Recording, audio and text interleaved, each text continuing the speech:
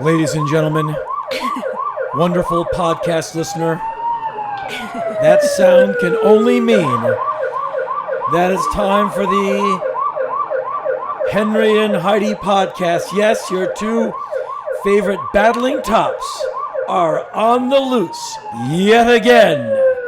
Okay, hold on. Let's duck down low and see if we can evade the cops. You did it. I think we outran them, Heidi. We haven't done a podcast in a long time. Apparently, we're rusty. We are. Uh-huh. All right, Heidi.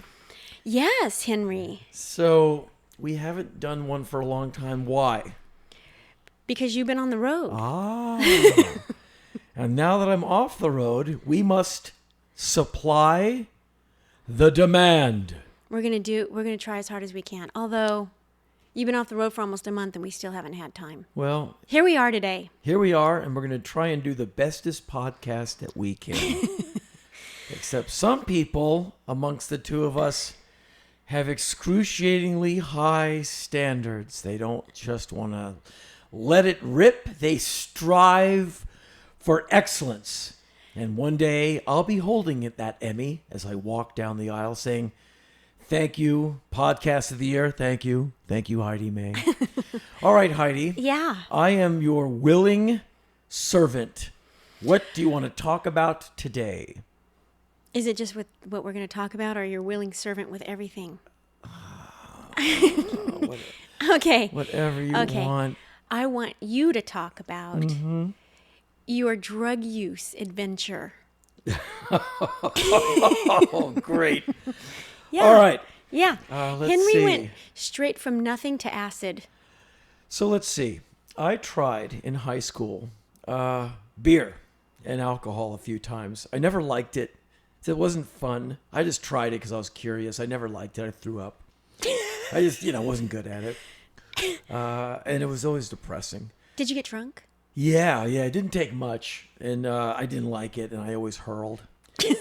Anyway, probably said a lot of dumb things and threw up in the end. Anyway, then I didn't do anything until 1987. No, not 87, 83. I was at...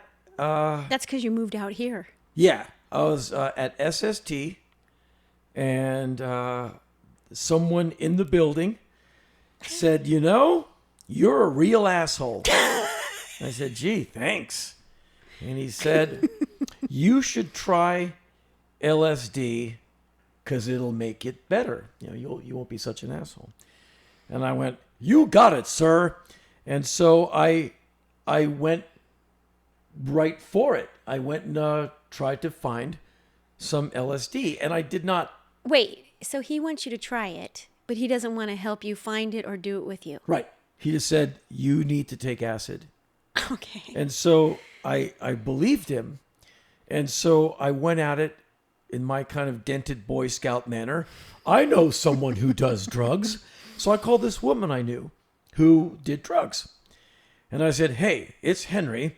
I need to purchase some LSD." And I didn't even understand really what I'm asking for. So she said, "For what?" And I said, "I've been told that I'm an asshole and LSD will help." And she probably said something like, "Hey, you know what? That's some good advice." So I said, "So how much for a hit?" I didn't know what I was asking for. She said, "Don't worry about it. It's free, but I get to do it with you." I said, "Okay." And she's so a guide. She'd be your guide. She was my guide. Anyway, she came right over and she pulls out of a baggie this little piece of paper that's cut with a little cut out tabs, like a 1/4 inch by a 1/4 inch of paper. And she pulls one off. Was Ronald Reagan's face on it? No, I don't remember any logo on it. Anyway, she goes, "Here." And I go, "Okay, what do I do?" She goes, "You put it on your tongue and just forget about it. And it'll dissolve in your mouth." I said, "Okay." So I did that. And she did one as well. So she said, well, and I said, well, what? I mean, I feel the same as I've always felt. She said, okay, well, you must have a lot of resistance. So I took another one and she took another one. It's like, the drinking game or something. Oh boy.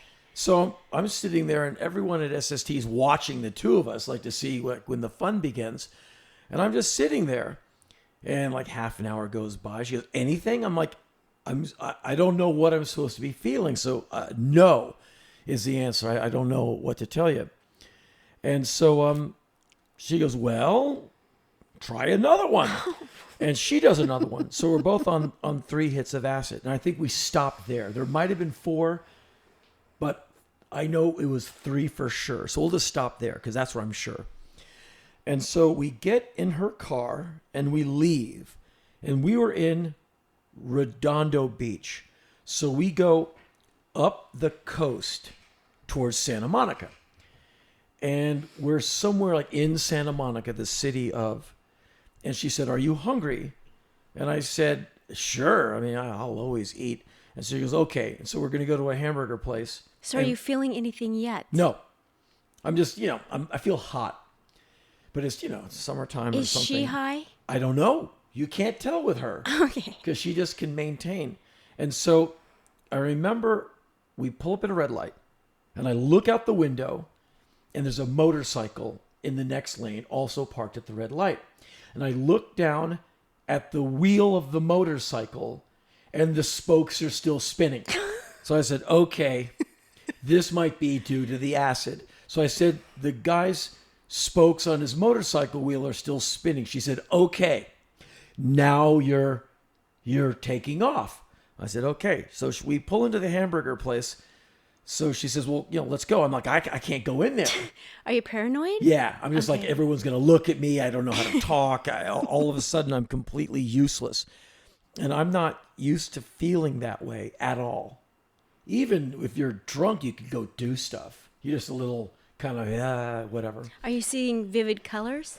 No. Are things melting? But things are beginning to get blurry. Like someone would walk by and you just kind of see a trail of them walking by. Like you'd see his hand kind of melting behind him. Like they slowed down bad video footage or something.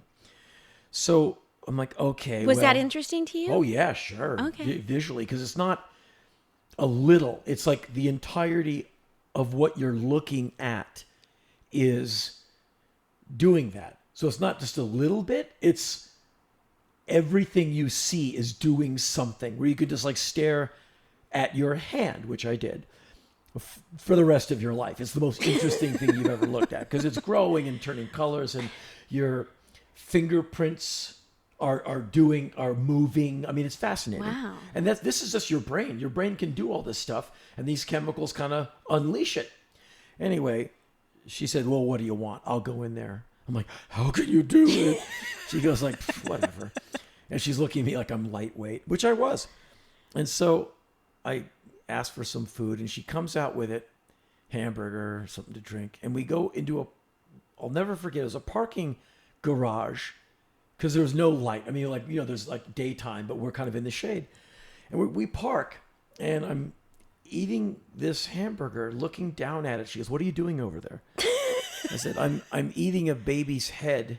And she said, oh, you're high now. Was the baby crying? I don't remember. I just remember that was the idea of what I had. I would kind of lean down and eat and pull my head up. And I must be eating a baby's head, which is not, fun at all. No. So anyway, we finish eating and we drive to the coast. And if you go past Santa Monica Pier, like towards Malibu, I guess that's kind of going up the coast, north. Mm-hmm.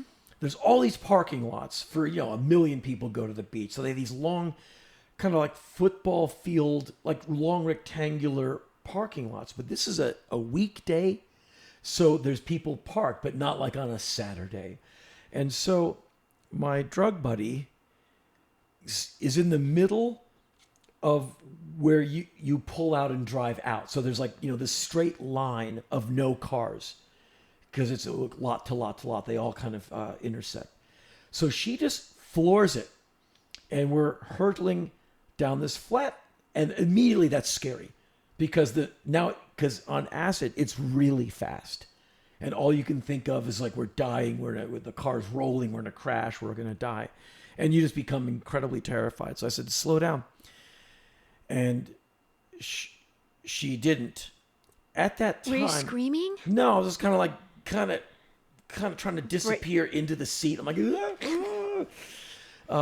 anyway, a family has gotten out of their car, and this, like, mom, dad, kid, the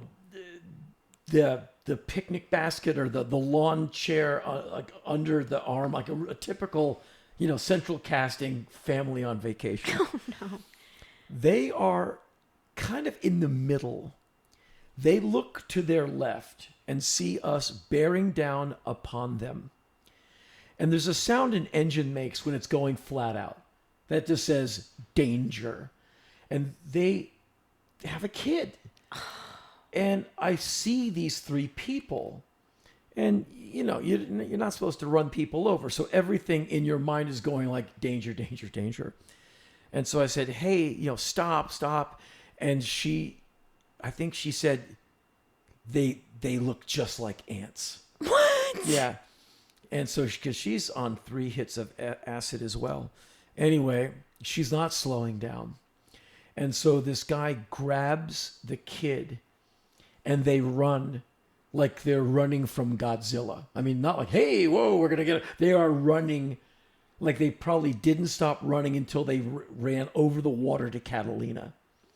And we flew right by them without dropping the speed. No. And so basically, she tried for them and just missed. And, 10 seconds later... Where are the cops? Right. 10 seconds later, we're like a quarter mile away. So there's not going to be some angry dad chasing us. We're gone because we just kept hauling ass. So I convinced her to stop this. So she slows down and we make a right off, I guess, PCH up into the mountains of Santa Monica, the mountains of Malibu, but uphill, up one of those canyon roads, up, down, twisty, turny, very narrow, drive slowly and carefully. Not us. So she is driving really fast, really dangerous. Like we're going downhill and she's accelerating, which is just, it's completely terrifying. And not fun. No, it was not fun at all. And I felt out of control. So I had an understanding as to how out of control she might have been because of out of control I felt, but I'm not driving. So I said, slow down. So she starts kind of bearing off our right towards what looks like, like a cliff or like a hill or something. And she said, give me one reason why I should not drive us off the road and kill us both. And all I could come up with was, I have not finished the vocals on the My War album. And she immediately slowed down and went, okay, you do need to finish those.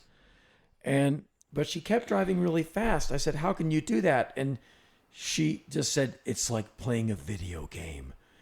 So anyway, we find ourselves eventually at some park that is for meditation. There's like flowers and trees, and you can just park and go in. I'm sure I could find it online. I have no idea where it was really. And it's like some old guru. There's some guy, there's pictures on a sign. And, we just sat and looked at pretty flowers and picnickers. It's just very mellow scene. And it was kind of boring just to look at flowers, whatever. But it was not the car, which was a rolling death trap with her. Were you guys talking to each other? I think, yeah. But you don't remember what you're doing? No, not at all. I was just basically, it was so visually amazing. And the audio, like a car would go by, you just kind of keep hearing it. And all of a sudden, you're in the engine and you can hear everything in it. It's just, you can be on another planet and then you can be like in the microscopic eye and like be with a bug. I mean, at the same time, it was just, it's just shows you what your brain is capable of. Like you think you've got like an economy car, you've got a high performance vehicle up there. and LSD, and I'm no doctor, but it either unlocks or prohibits It sounds like it unlocks. something. I don't know. But mainly, it just gives you the heave-ho over the wall. But apparently, most of all of that, you've already got. I mean, they're your thoughts. They're just heavily influenced. Anyway, we were there for quite a while because I kept stalling. She's, let's go somewhere else. I'm like, that means the car. And I'm not having a good time in the car. So finally, we get back in the car and we drove around for a while and we start coming down. It's like been a few hours. And now you're having crazy thoughts and everything is vivid, but now it's manageable in that you've had like 4 hours of it being what it is. And so you have the hang of it now. You're like, okay, just keep breathing. You're not, no one's going to kill you. And you just kind of get it. And so eventually we end up at her place, her parents' place, and we're in her room. And we're sitting there just like, now we're just very quiet because you do a lot of like introspection. You're just kind of all in your head. And I said, well, I guess I better be getting back to the beach. I got to find a way back. And I said, I'll find my way. I had like $4, so I had bus fare. And I felt kind of on the ground enough to where I could negotiate a couple of buses. So I had to take one bus out of her neighborhood to get to a main, go to the South Bay bus, which I think you get in Hollywood. So I got 2 long bus rides. Were her parents home? Her parents came in while we were in there. And she said, I'm in here with my friend. And I immediately think they're going to burst the door in thinking like, we're fooling around. And so I can't deal with her parents. And instead of walking through the living room and having to say, hi, I'm Henry, I'm, her friend, and, hey, I'm not out of my mind. Because I must have looked really weird. Because I felt so weird. I just opened up her window and jumped out. And luckily, it's just kind of, the ground was right there. So I just kind of, thump. And I knew where I was. I knew there was a main drag, I think maybe Santa Monica Boulevard. And I hiked up to Santa Monica Boulevard and I got a bus into Hollywood. I went east and then I got that bus you pick up somewhere in Hollywood. I'm forgetting. It takes you to South Bay. I forget what number it is.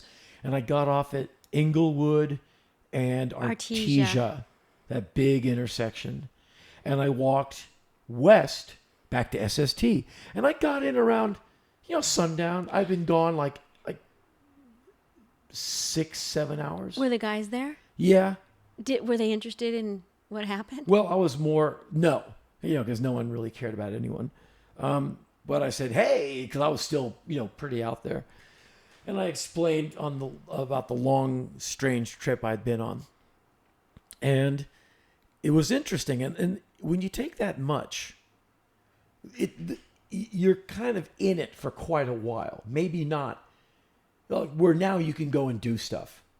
And I'll never forget, I had a little Walkman, an Iowa Walkman that was stolen. It was part of it fell off the back of the truck, as they say. Right. And I bought it from some guy who bought it, he bought like 10 of them from a guy who stole them. And I bought one from him for like, $100 or something.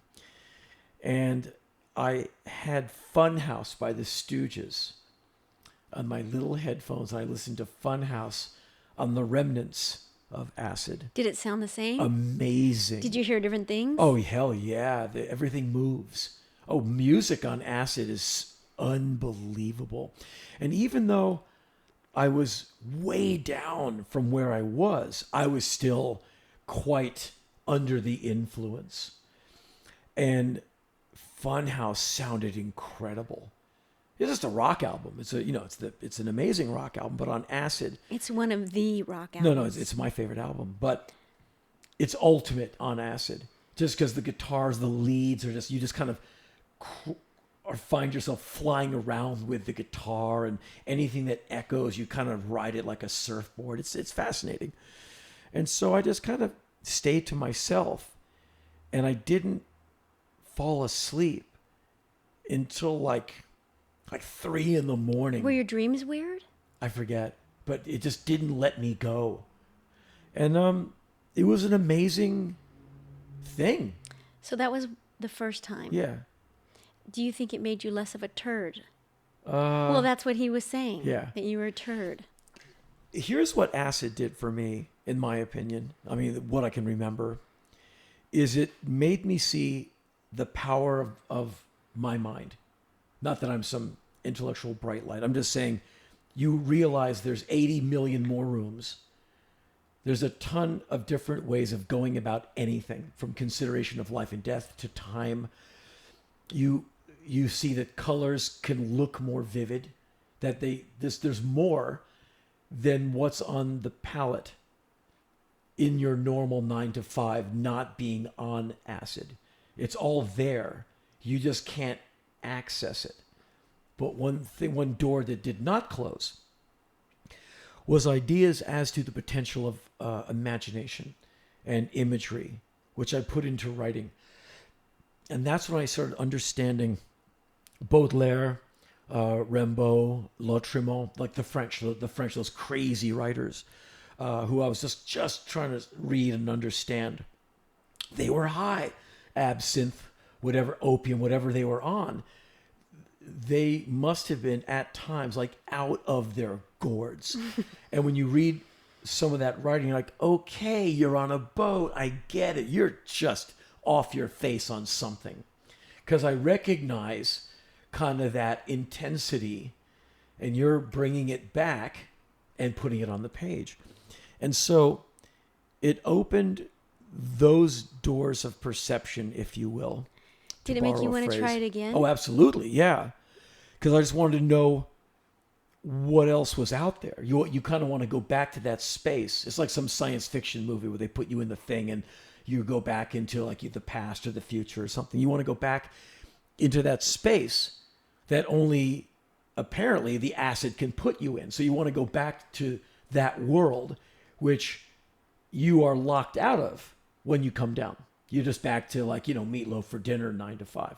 Right. And so being fascinated, it was like the first time doing like a lot of things, like your first time driving or whatever. You're like, yeah, let's go again. Like the first time I went scuba diving, all I could think of was like, man, I want to get back in the water so bad. But it's so crazy that you came from DC where you didn't do anything. Right. And your friends were so... None of us did anything. You guys were like Boy Scouts in a lot of ways. Totally. Yeah. And a then few you of us land were here. literally Boy Scouts. You land here and you Everything changed. jump straight to acid. Yeah. Okay, so the second time. So second time. Same woman? Was with her again. Yeah, because she had the drugs and she So said, now you hey, have a drug buddy. have a drug buddy. And the second time was funner because Why? I knew what to expect. Right. And so I got high like almost immediately, like boom, just because you kind of know what's coming and your antenna is up. Did you only take one hit? No, we did like 3 again, three or 4. I think that's the time we did 4. So we were just really, so I said, well, can we go further out there? And like, there's nothing. She's like, yeah. That is so you. And so, yeah. And so we went for it again. And that time around was way more fun. It was nothing catastrophic. I think we went to Santa Monica and drove around and walked around, which was weird because people would recognize me like, hey, man, Black Flag. I'm like, yeah, hey. And so we were somewhere in Santa Monica, the city, on one of the Olympic Pico, somewhere. And there's a record store. And I said, hey, let's go to the record store. And so we go in. I'm trying to think what record store was Who there. knows? But I went for some reason, went right for the Scorpion section because I wanted a copy of the Tokyo tapes, the live album. But it was always like $13.99 or whatever, and I couldn't afford it. And I always kept thinking, well, one day it'll be like, $7. So I looked at it, kind of went, nah. And what I had forgotten was that was the day that the new Bay Area magazine, BAM magazine, hit the stands. It's a free magazine with like show listings and interviews. Black Flag was on the cover that month or week, whatever, weekly, I guess. And it's me and Bill and Greg and Chuck. It was that lineup. And we're on the cover. Good photo. And I'd forgotten. And I looked down, and there we are looking back up. And I grab one, she grabs one, and we're both kind of like, wow, that's... Was that your first time on a cover? No, I think I was on the cover of a New York Rock. Okay. A lot of fanzines. I'd been on the cover of a few things, so it was not the first time, but it was pretty cool. I mean, it was local, massive distribution, color photo.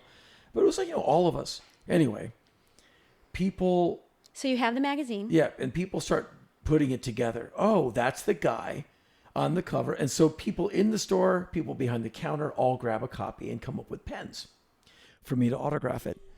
And I am really out there, and I'm doing the best I can, trying to figure out how to hold a pen and how to make words come out of the pen. Like, do I need to go in the pen and push the ink out? I mean, everything becomes a thing, like a hyper thing. Like, hey, would you sign this? I don't know if I can. I mean, I Did you sign some? I did my best, yeah. And finally, I think I just laughed, and she laughed, and we both kind of staggered out. And I think people thought, oh, well, they're just drunk or high or something, because we were acting weird. And everyone kind of went, okay. And so we were walking outside, and I looked down at BAM Magazine, and I think it was either me and Bill looked up and started talking, or just one of us. And maybe it was Bill. And he looked up and kind of went, hey, Henry, how you doing? And his mouth started moving. I think it was Bill, the photograph of Bill, or the image of Bill. And I kind of went, and I put it down, like on top of one of those free newspaper things. I just kind of put it down and walked away. And I still have a couple of copies of that. Yeah. And every once in a while, I go to that drawer where it sits to pull something out, and I look at it, and I totally flash back. And I always look at myself looking up at the camera from that shot. I think that was the day we met up with some other people who were like Black Flag SST, part of our little circle of friends. And we went to go see, I think it was Return of the Jedi. It was a Star Wars film, part of the series. And Star Wars on acid. It was like an afternoon show, so the theater wasn't packed. It wasn't like a Friday night where it's like wall to wall. It was just like, a few loafers. And I didn't have any money, so someone bought me a ticket. And we went in there and we sat down and we watched the film. And there's adventure and, it's Star Wars. So there's big ups, big downs. And so like when someone's getting away, I'm like, yay. And when someone's in danger, I'm like, no. And I'm laughing. Are you being verbal? Oh, yeah. I'm laughing to the point of tears. I'm crying to the point of tears. There's some thing in the forest, all those little hamster looking animals or people are running through the forest, and some craft is following, so it's whipping through the trees, and I'm dodging them because I figure I'm gonna face plant into one of the trees, and people are looking at me thinking, yeah, he's high. And so eventually I got back to SST. I think someone just drove me there and dropped me off. And so I did acid, let's see, 5 or 6 times in between 83 and 84 in like a 6-month period. Part of 83 and part of 84. Was it always with the same girl? No. A few times were with her, and at least one time was with Black Flag crew, and we dropped acid at our practice spot. But by that time I was better at it. I got my juice. I had something to eat, because I knew I wasn't going to be able to go outside for a while. We drove by that place, you and I did the other day, and we had a tape recorder and cassettes. And we listened to Anthem of the Sun by the Grateful Dead, which sounds amazing on acid. It's built to be listened to on acid. And we were all like, taking turns putting cassettes into the cassette player. So we listened to the Grateful Dead, and we listened to whatever it was, Quicksilver Messenger Service or something. And then it was my turn, and we put on the Apocalypse Now soundtrack. What was that like? Really cool, because there's music, but then there's also parts of the movie. There's all the Martin Sheen voiceovers and all of that. And we were all just kind of getting off on it, going, wow, this is, we're in PBR Street Gang going up the Nung River to take out Kurtz, because we had band practice was like this carpeted room with 2 lamps. It was just like really low tech. And we had one of the lights on. It was warm. We knew we were safe. And I just kind of lay around on this soft carpet. At one point, I'm in the corner, rocking back and forth, and I had wingtip shoes. I found a used pair of wingtip shoes, and they creaked audibly. So I was kind of rocking back and forth, standing up, and finally one of my fellow neuronauts, as Tim Leary called people on acid, said, "Hey, Henry, are you okay over there?" I'm like, "Yeah."